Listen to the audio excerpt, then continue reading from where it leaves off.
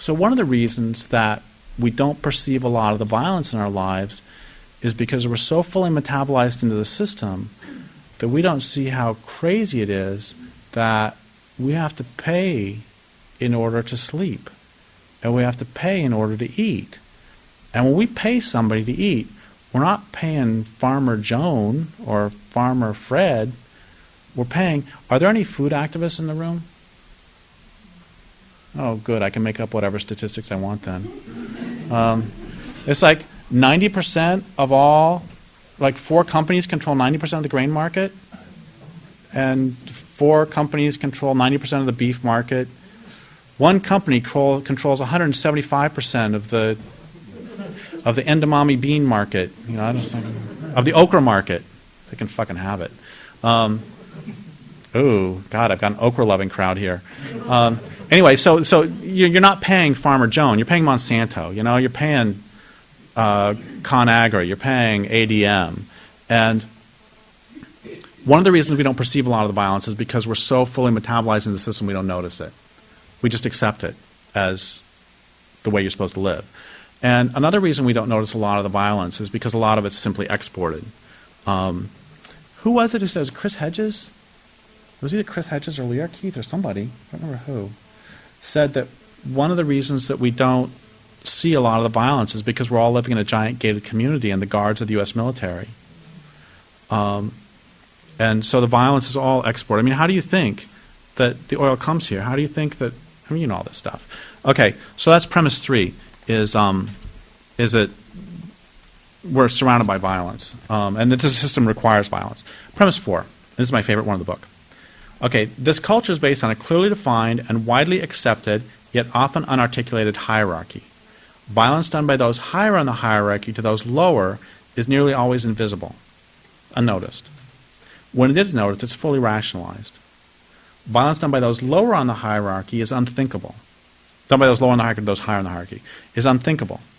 And when it does happen, it's met with shock, horror, and the fetishization of the victims. And there's so many examples of this. This is just everywhere. One example would be, one example is my own family. You know, my father's extremely violent.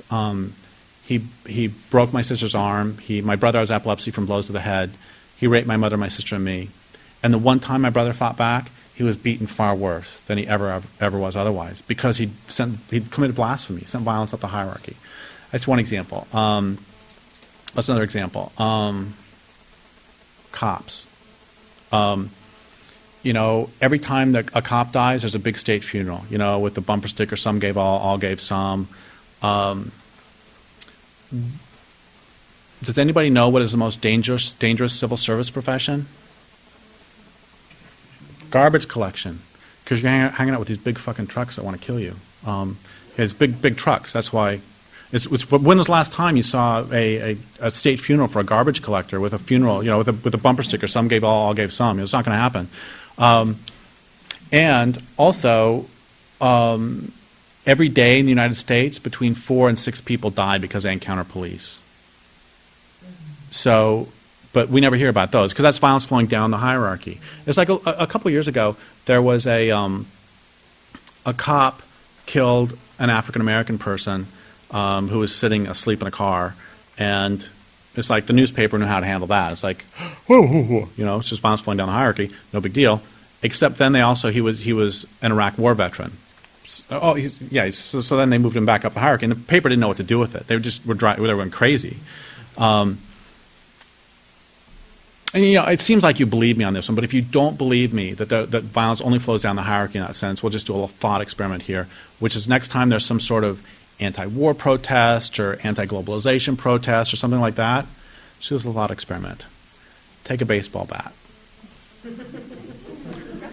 Go up to a cop and say, "Excuse me, Officer Friendly, nothing personal, but I'm doing an experiment," and then hit him. And hit him a couple more times real fast.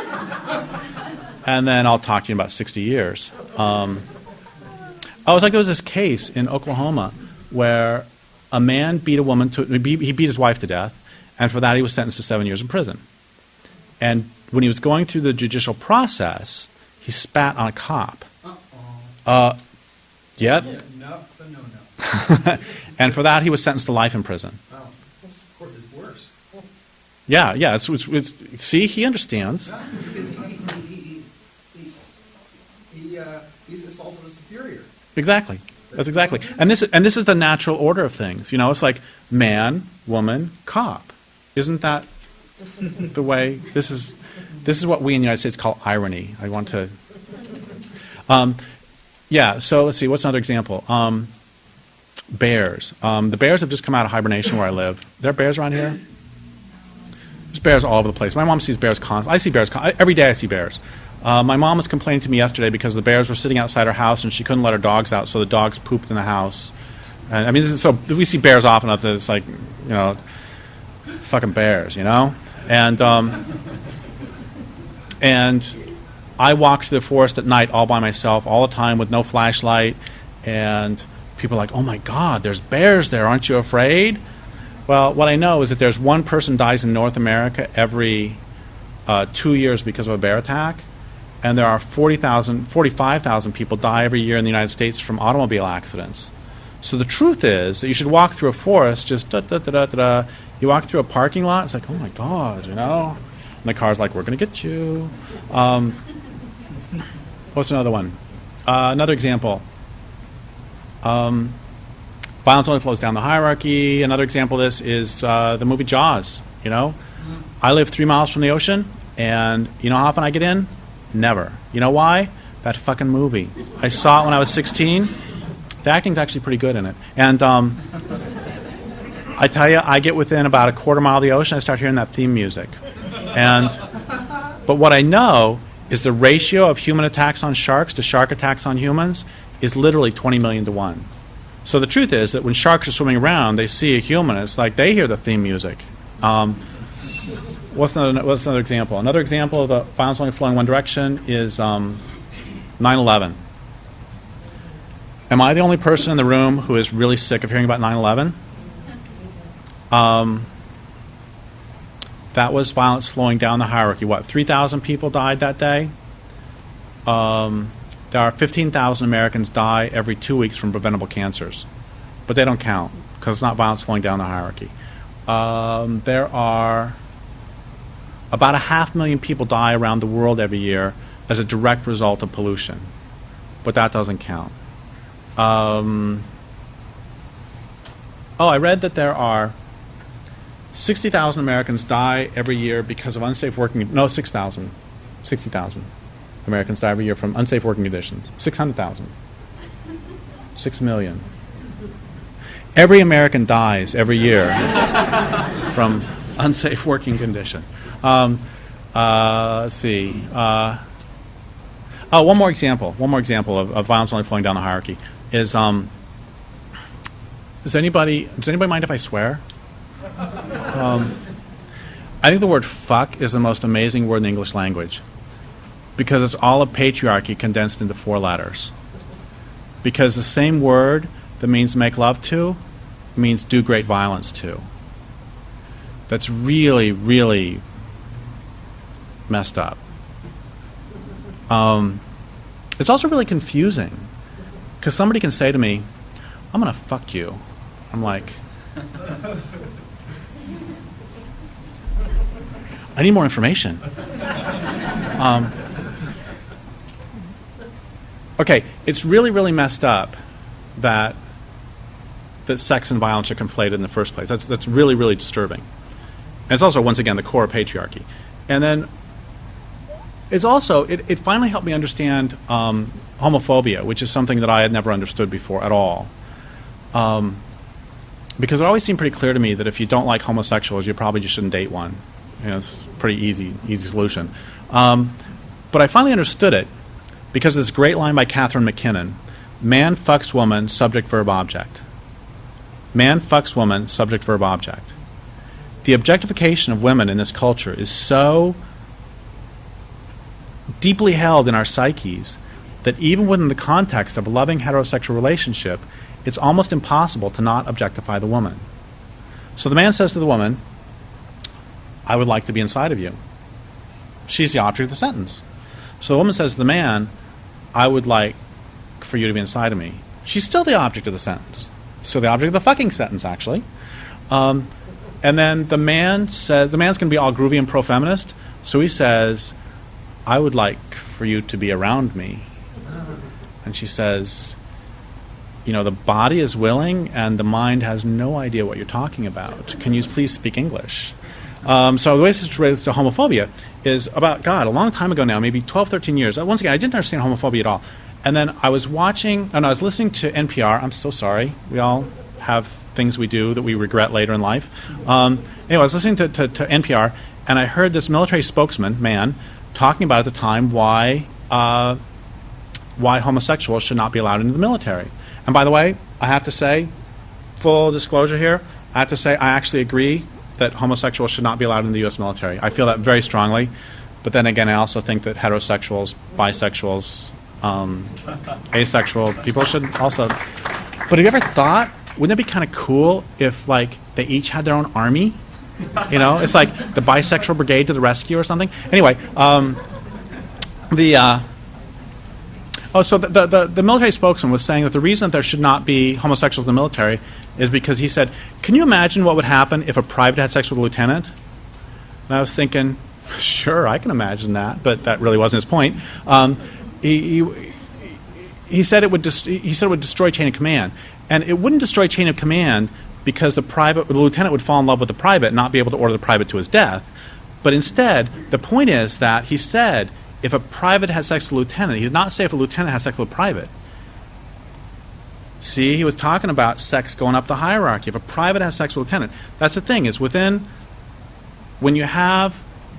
violence can only flow down the hierarchy, as is true in this culture, and when sex is conflated with violence, as is true for patriarchy, what that means is sex can only flow down the hierarchy. It means you have to have a fucker and a fuckee. And that's where homophobia comes in, because if you have the fucker and the fuckee on the same level, all the little tiny brains seize up. And so I think I'm kind of beating that idea to death. So if I'm beating an idea to death, is that... Okay, so premise 5. Premise 5 is the property of those higher on the hierarchy is more valuable than the lives of those below. It is acceptable for those above to increase the amount of property they control in everyday language to make money by destroying or taking the lives of those below. This is called production. If those below damage the property of those above may kill or otherwise destroy the lives of those below. This is called justice. I kind of like that line. 6th premise. This culture is not redeemable. The culture will not undergo any sort of voluntary transformation to a sane and sustainable way of living. If we don't put a halt to it, this culture, civilization, will continue to eviscerate the vast majority of humans and to degrade the planet until it, civilization, probably the planet, collapses. The effects of this degradation will continue to harm humans and non-humans for a very long time. I want to be clear that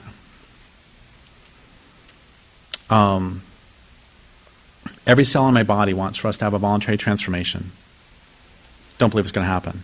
And I'm not going to bet the world on something that I know is not going to happen. I'm not going to bet the world on magical thinking. It's like a friend of mine says, a doctor friend. He says the first step toward cure is proper diagnosis.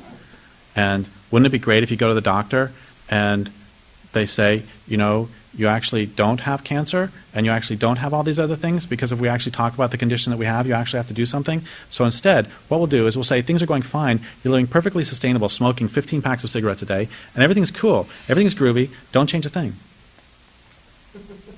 Anyway, and the next thing is that, you know, I'm going to talk a little bit later about fighting back, and I want to be really clear that when I talk about fighting back, what I mean, that fighting back can mean capital F fighting back, as in picking up weapons, and it can also mean many, many, many other things. And one of my heroes is Sharon Duggan, who is an attorney in California who has argued before the state Supreme Court against... She has protected more forest land than anybody else I know in California. And she recognizes the system is entirely fucked. It's entirely set up to protect property. It's entirely set up to maximize production. But she does what she can. I don't believe in the reform versus revolution dichotomy. If we all wait for the glorious revolution, there's not going to be anything left. And if all we do is reform work, it's going to grind away until there's nothing left. We need it all.